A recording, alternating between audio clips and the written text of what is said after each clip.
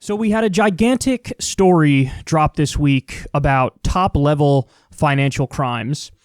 These are the FinCEN leaks, as they're being called. FinCEN is short for the U.S. Financial Crimes Enforcement Network.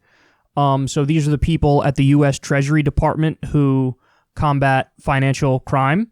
So there are more than 2,500 documents, most of which were files that banks sent to the U.S. authorities between the year 2000 and 2017, and they were leaked to BuzzFeed News, and we're going to go through what's in them here in just a second. But you might, I feel like we get a story once a year on top-level financial crimes, and my coverage is always the same. I'll give you the information behind it, and then I say, now watch, this story is going to go away incredibly fast. It won't even be in the news for a week.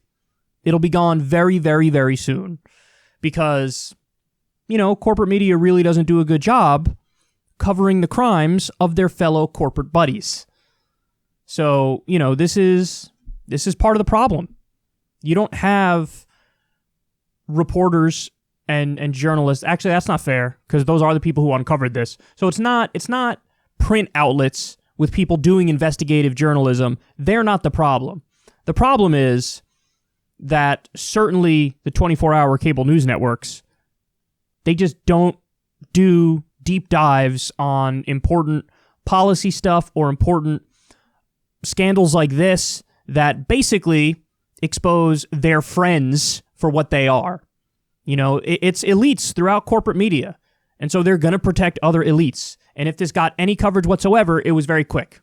It was 1-2, in, out, and then, they cut right to something about Biden or something about Trump and one of his rallies. So it's a shame. Again, you shouldn't have to rely on a loudmouth idiot YouTuber like myself to really give you this information, but nonetheless, here we are. So this is similar to the 2017 Paradise Papers.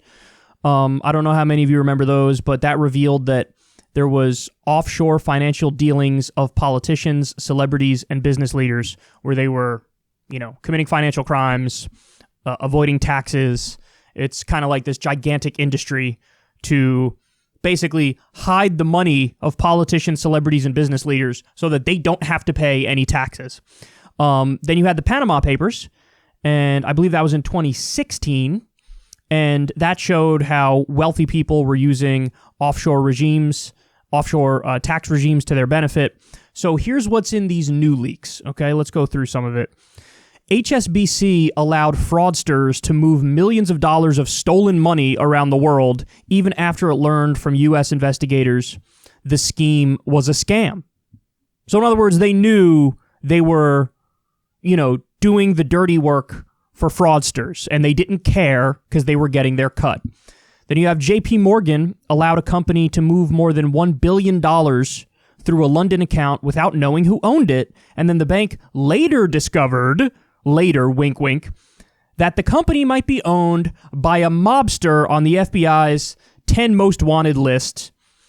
Another thing here, evidence that one of Russian President Vladimir Putin's closest associates used Barclays Bank in London to avoid sanctions, which were meant to stop him using financial services in the West, so evading these sanctions. Some of the cash was used to buy expensive works of art.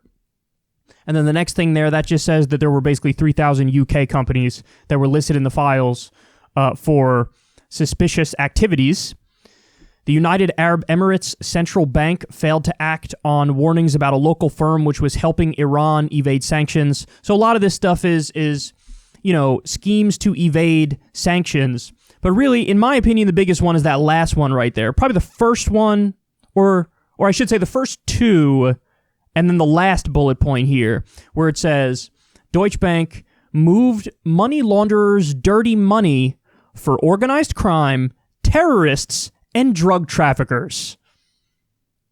Let me repeat that. Deutsche Bank moved money launderers' dirty money for organized crime, terrorists, and drug traffickers. Now, all told, how much is there in illegal transactions that we know for sure? $2 trillion. So in other words, it's standard operating procedure to work with criminal syndicates all around the world. They know they're doing it. They know they're doing it, and they don't care because they know effectively they're above the law. And what's taught them that? History. I mean, we saw exactly what happened in the 2008 subprime mortgage crisis and the Great Recession. We know exactly what happened. You had the government basically rewarding the same companies that went belly up by giving them taxpayer bailouts, and then these companies turned around and paid bonuses to the same CEOs who bankrupted their respective companies. So how can that happen? Because of corruption. Because when you have these big financial institutions paying money to the politicians look out for them. It's I scratch your back, you scratch mine. That's the way that it works. So they know there's going to be no accountability.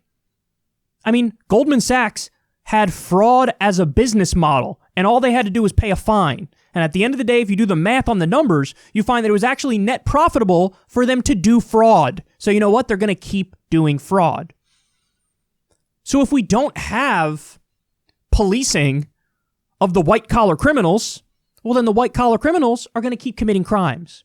And now we have a situation where we learn in no uncertain terms, yes, the big banks are working with terrorists.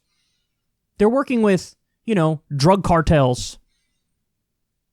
And, I mean, not for nothing, there were some stories going back years ago now where you had HSBC laundering Al-Qaeda money as well. So this is just continuing, and we just have more details and more information on it. Now, let me ask you a question. Do you think anybody's going to go to jail for any of this stuff?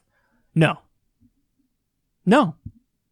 Nobody's going to go to jail for any of this stuff, because if you're politically connected and you wear a suit and tie and you're a white guy, you're going to get away with the crimes.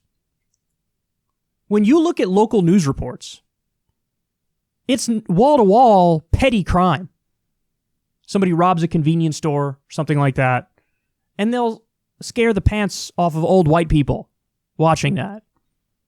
But will the local news cover this? No.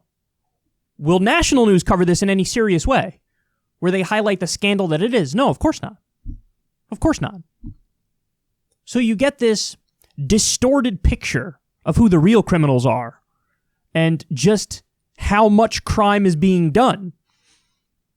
Because if you're doing $2 trillion in illegal financial transactions with terrorists and drug lords and oligarchs, that seems like a big deal to me. That seems like people should probably go to prison.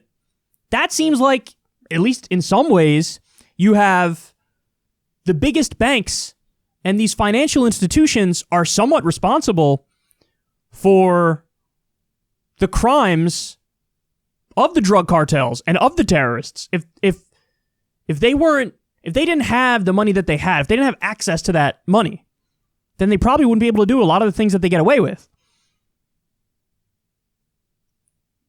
So they could have nipped it in the bud. They could have just not worked with them. But they know they'll get away with it, and they know they'll make money if they do. So they think, why not? Why not? It's a tough pill to swallow when people realize that the government is packed full of criminals, and the people who have supposedly made it to the top tier of this hierarchy we've set up in this meritocracy, many of them are also criminals. They didn't just work harder. They're not just better than you. No, a lot of them, it's nepotism, it's corruption. It's who's the most shameless and can get away with the most stuff. And now we're, literally at a position where big banks are moving dirty money for organized crime, terrorists, drug traffickers.